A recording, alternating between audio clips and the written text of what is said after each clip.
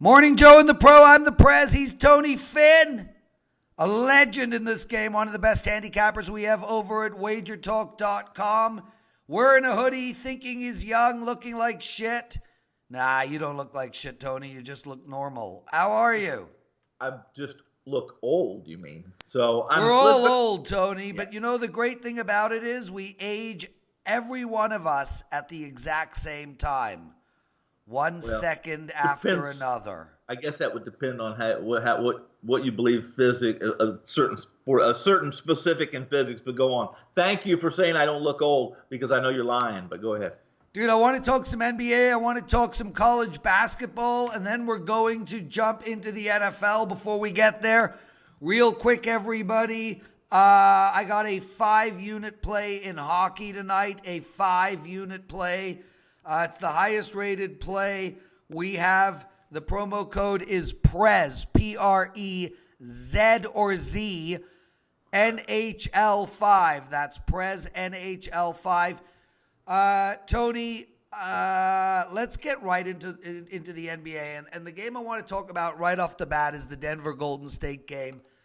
A lot of people are going to sit here thinking Golden State, they're the champs, man. They've already lost to Denver. Denver is one win, one not loss ahead of them in the conference. Denver 29-13, 8-2 in their last 10 ATS. Golden State 29-14, 7-3 in their last 10 ATS. Everything would suggest this is one of those games where Golden State needs to make a statement to the little young pup named the Nuggets. Yeah, no. Most people would believe that. I happen to be one who disagrees. I think Golden State knows who they are. They're not. Kerr is not going to overplay anyone who's injured. They are healthy for the first part. They've averaged 130 points per game, I think, across their last half dozen. But this is a really good Denver team. This is a team that has the opportunity to say, "Hey, we're for real. You're coming to our house where we've won 12 straight." And I think this is a much more important game for Denver than it is for Golden State, and Kerr is not going to overreact. The player personnel for this team are not going to overreact to Denver having a lead, and currently Golden State being the fourth best team record-wise in the NBA behind Toronto, Milwaukee, and Denver. So you like Denver plus the 1 in this game? I do, and you're going to find this game hip-hopping back and forth between Denver being -1 and Golden State being -1. It's a pick 'em, essentially, at the Pepsi Center where Denver's won a dozen straight. And it's a good point, Tony, because, a lot of teams will be like, let's show these young pups that we still dominate. But you make a good point about Golden State's psyche. I mean, 2 championships already under their belt. A historical season 3 years ago. They feel like they're going to be able to beat Denver in the playoffs. They got nothing to prove. Nothing. I agree. That's my philosophy when it comes to Golden State. There's certain situations that are favorable for them. At altitude tonight, they got this. We're only 37 games into the season here. A game or two, take a game or two. They have nothing to prove, just as you said. Nothing. Tony, let's jump to college basketball. We got a great matchup tonight. South Florida on the road in Cincinnati. Cincinnati 14-3 to start. South Florida 12-4. South Florida, Tony, they just lost at Temple in overtime. They got to be tired. Is that the reason 2 teams with such a close record, there's such a big number at Cincinnati -13?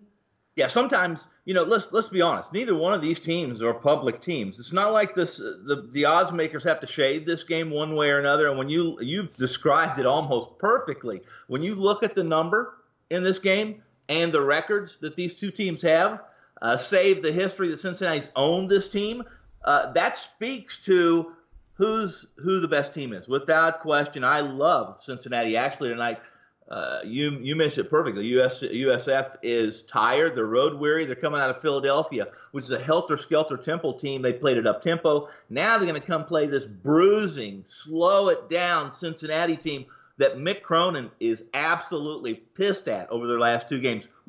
They've won both, but played poorly. And Cincinnati, I mean, you look down, you're right. They've owned this team. They've actually covered the number 13 4 games in a row. And most of those games, Tony, maybe not the fourth one, but the last 3, same players on both sides, really. Yes. Yes. No, listen, you have to lay the wood here in this game, but if I'm playing this game, Lawrence, I'm laying the wood. Let me ask you quickly about the over and under in this game. And the reason is it's really low at 125. And we spoke about the fact that Cincinnati is a team that likes to slow the ball game down. But I mean, if you actually look at the numbers, grant you the last 2 Cincinnati games went into overtime where they put up a 70 and a 74. But before that, Tony, against ECU, we had a 71. Against Tulane, we had a 93. Same with UCLA. It looks like Cincinnati is scoring at a high pace, and South Florida is putting up points as well. I have to think the over, even with both teams tired, is in play. No argument for me. Again, this is a tired USC. I don't, and when a team is tired, my philosophy, and I have some adjusted charts that would prove such. When a team is tired, or comes into a game tired, despite what their scheme is, they have a tendency to give more effort offensively than they do defensively. So I would not argue with this, especially if you're going to lay that kind of number. You would have that gut feeling and that trend tendency to be on the over rather than the under.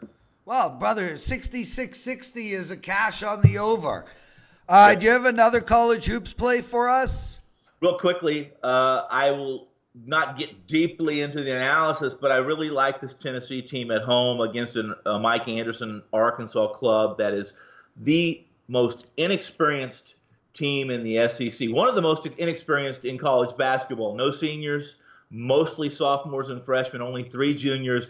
And that player personnel does not fit Mike Anderson's 40 minutes of hell style. Their last win was on the road against Texas A&M. They came back, lost 2 home games against the Gators and the Tigers, LSU and Florida and LSU. But their win on the road against Texas A&M it speaks more to who the Aggies are at College Station than who Arkansas is. This Tennessee team under Rick Barnes is really good. It's not a typical SEC team. This team can defend. They can score. I really like them to take Arkansas, Mike Anderson, and his player personnel to task tonight. We got Tony Finn with us. You can find him every day at WagerTalk.com. One of our best handicappers, wins at all sports. And remember, guys, I got a 5-unit play in NHL tonight. You can have it for only $5. Prez NHL 5. Tony, let's talk football. I want to talk to you strictly about the over and unders in these 2 games. Both numbers are at, 57 for the Rams game, but the KC game has come down 2 points. I think it's largely based on weather. They're expecting it to be very cold. It is a night game, so we have seen a drop in the number. Let's start with the Rams at New Orleans. Interestingly enough, this is a massive total. Well, not so much this year, but in the grand scheme of history, this is a massive total. And I think the general public are still locked into week 1 to 10 Rams in New Orleans, where we were having a shootout in every game. Last week we saw against Dallas, the Rams slowed the game down a lot. They still put up 30 points, but that game did not go over 55. San Fran didn't count because they were trying to get their offense back in gear. But before that, you had 31 in Arizona, 23 in Philly, 6 in Chicago, 30 in Detroit. They've only gone over the number of 57 once in their last 6 games. And New Orleans is the same. 20 against Philly, 14 against Carolina, 12 against Carolina the week before, 28 against a porous Tampa Bay team, 10 against Dallas. I mean, it's begging everybody to take the under, and then you remember they played each other at the beginning, somewhere in the middle of the season, and we had an 80 put up. Where is this game going?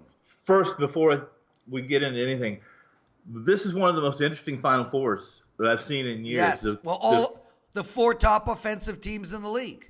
4 top offensive teams in the league.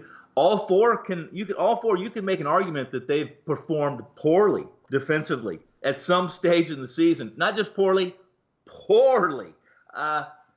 But it's a coin flip. You know, I was studying the futures last night, Lawrence, and regardless of who wins these 2 championship games, you're going to find a pick 'em in the Super Bowl. Essentially a 1.5, 2-point game. I don't think anything's above a 3. The bigger question is, what's the total going to be? Well, in the Super Bowl? And to your point, without question, it's a coin flip on these totals. I mean, does New Orleans come out really? Listen, that week off, Drew Brees missed some passes that he would never have missed during the regular season. So are they back in rhythm? Because they look pretty good on some long, time-consuming drives. The same with the Rams. Yep. So what do you do here? What do you do? This is what you do. This is going to be a good beer drinking, vodka smell, whatever your beverage of choice is or food of choice is. It's going to be a great Sunday. But I advise strongly that everyone's careful about stepping out too far on these games, because any of these 4 teams not only can win Sunday, not only can defend surprisingly as the Chiefs did last week, but any of them can win and win the Super Bowl. Agreed. Yeah. Although I don't. Strangely, it's New England that I think has the least chance.